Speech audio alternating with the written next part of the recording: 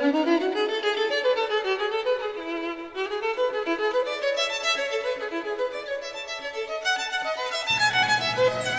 jug of wine, a loaf of bread, and thou beside me singing in the wilderness.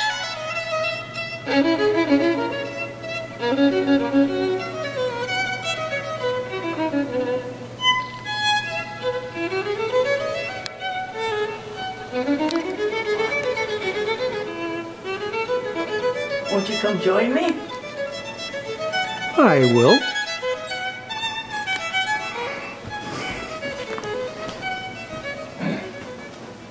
Thank you. Hello, I'm Jack. I'm Billy. Welcome to our home. And thank you for joining us today to discuss our topic, which, as the title said, is creating a lasting marriage. The photograph that opened this on the wall behind us was taken in 2001 on our 50th wedding anniversary. Now we're fast forwarding to 2014. We're 81 years old and we are celebrating our 63rd this coming September. So you might ask, why are we making this video? There are a lot of marriages that are longer than ours. So why do we want to make one about creating a lasting marriage? Because so many people have asked us. Yes, people have asked us, yes. Mm-hmm. What is the secret? And we started asking ourselves, is there a secret? What is the secret? What have we been doing all of these years that has made it work? And it took us a while to put this together, but together we've come up with some ideas we'd like to share with you. And we have shared this with other people, including our grandchildren and their weddings, who have asked us to share it as part of the reception. So over the years, took 25 years of thinking, because when I was first asked this, of course the trite remark was, well, a good sex life always helps. And of course it did, because that's part of what first attracts people together, but that alone won't sustain a marriage. So after 25 years of planning it and waking up at 2 in the morning thinking about it, I came up with what we call our 6 C's. 6 as in 1, 2, 3, 4, 5, 6, and C as in Charlie. Okay? ABC, Charlie. Yes. Now, before we get into that, we thought maybe we should let you know who we are and where we're coming from. Because going back to 1951 when we were married, it's a long time. We haven't forgotten anything. But going back further than that, when we met was 1948, July of 1948. I had just had my 16th birthday in the backyard of a friend, and the following Monday, a group of us who had been there decided to go down to the drugstore and hang out on the corner. Yeah. I had just moved to Chicago, which is where we met, because my parents divorced, and I moved there shortly before my 15th birthday and started the second half of my sophomore year in a new school. Well, I kind of knew that coming to a new school I was going to have to try and make new friends. I was kind of a loner, a bookworm, a teacher's pet type person originally, and I decided trying to make new friends in high school, that wasn't going to be what was going to work. So when my friend that I had gotten acquainted with invited me to join her to hang out with this gang, which isn't a gang in the sense that we think of nowadays, on the corner, because she had a crush on one of Jack's friends. So I went there with her that afternoon. And she was new, so I immediately had to get to know her. And there just seemed to be a little something different about her. And she decided to show me one of the things that was different. I stood on my head on the corner. It was something I'd always done as a youngster, taught by my father, a method of balancing and getting up and standing on my head. I hadn't tried it on cement before, so that was a little more of a challenge. But I guess he thought that was kind of cute. Well, and it's just her personality. It was different from all the other ones I had met in high school, all the girls. And so we ended up walking back together. No, we did not walk back together. You had your bicycle, and you put me on the crossbar of the bike, and you rode me home, swerving as you went down the street like you were going to hit the parked cars, trying to see if I would scream. Yeah, right. But I didn't. I know. She was different. She was not one of these girls that goes screaming every time you turn around. So again, that kind of attracted me to her because she was very controlled. So we started dating, and as we dated, we began to talk about life and talk about what we look forward to in the future. And after about a month and a half, I screwed up my courage and asked her to go steady. And she replied, No, I don't believe in going steady unless it's a preliminary to getting engaged and married. I considered going steady a real commitment. And because we both came from broken families, I had a really strong feeling about the importance of relationships. well, I thought about it. I was working on my bicycle with a hammer. And finally I looked up and I says, okay, I understand that. So here we are. She was 15 and a half. I was 16, just barely 16. And we basically committed to each other for life. And you may find that strange, but looking back, I didn't find it strange then. I don't find it strange now. It just happened.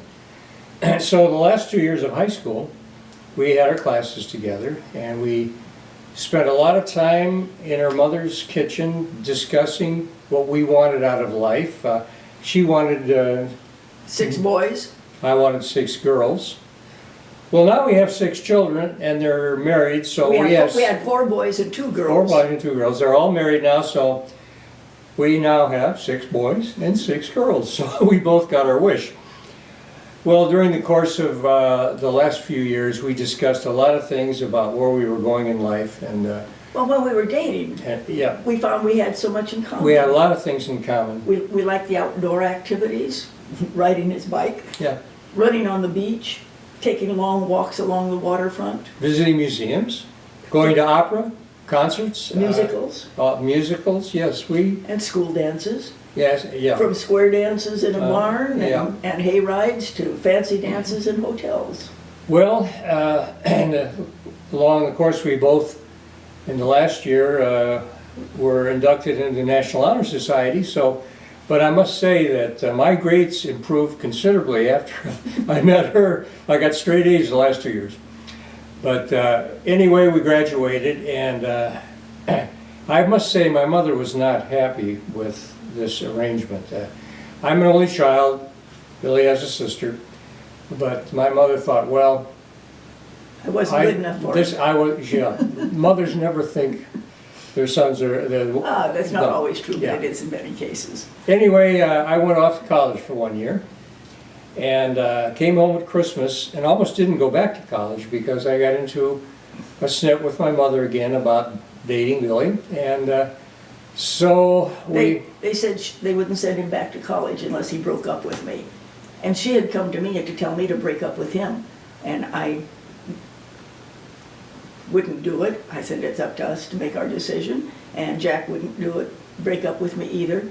So he moved out, and I lived with a friend the rest of the holidays, and I cashed in some savings bonds that had been given to me by my father as alimony for the divorce, and bought a train ticket to send him back to college, and enough money to pay his tuition for that quarter. yep, I made it through that. And when I came home, That summer, that summer, and got a job so that I could make money to go back, I told her that I was not going back unless she came with me and we got married. So when fall came, I told my mother, we're leaving, we're going back to Atlanta. I was going to school in Atlanta. And I was going to marry her. So we took off.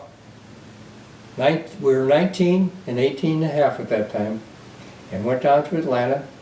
And my grandmother, who lived outside Atlanta, tried to stop the marriage. But since we were of age, And she wasn't his legal guardian anyway. She couldn't do anything to stop. They just posted the banns for 4 days and got married. so that was the beginning. And I still had almost 4 years of college to go, because it was a 5-year course. So we went ahead and over the course of years, we graduated from college with, we were already had 2 children. And Another one on the, so from there on, our family grew, and I went on and went into my profession, and then changed professions in the middle of when I was 32, because I discovered with 6 children I wasn't making enough money, so I went ahead and changed my goal. Now, so that's our beginning. Now, a lot of counselors might say, well, that was the recipe for a doomed marriage, running away, getting married that early, having kids early. A lot of marriages don't make it. But we never doubted in our mind that we wouldn't make it. Right from the beginning, there was never anything that got in our way. We overcame every obstacle and continued on, and we went through a lot of problems, like a lot of married couples. yeah, don't think everything was always kissy face. No. We had our to-dos. Disagreements, yes. We had our disagreements, we had our to-dos.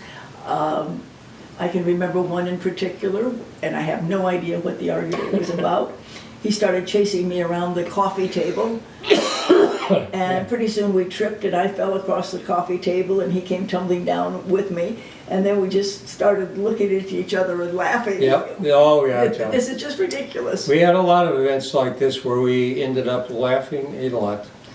But through it all, we developed a lot of things more when we got to where we are today, of hiking and backpacking and All kinds of, climbing. we like the outdoor activities, Yeah. but we like the indoor things too. Like we Yes. said before, we are very active in the musical community, going to a lot of plays and musical things.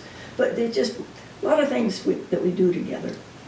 So after all these years now, we am sitting back and contemplating on where we started with nothing and where we are today. Happy to have our children married and in good positions. We now have 18 grandchildren and 11 great-grandchildren, soon to be 12. And it's been a wonderful life for us. So when we started putting this all together and coming down with this, what we call the 6 C's, we had a lot of background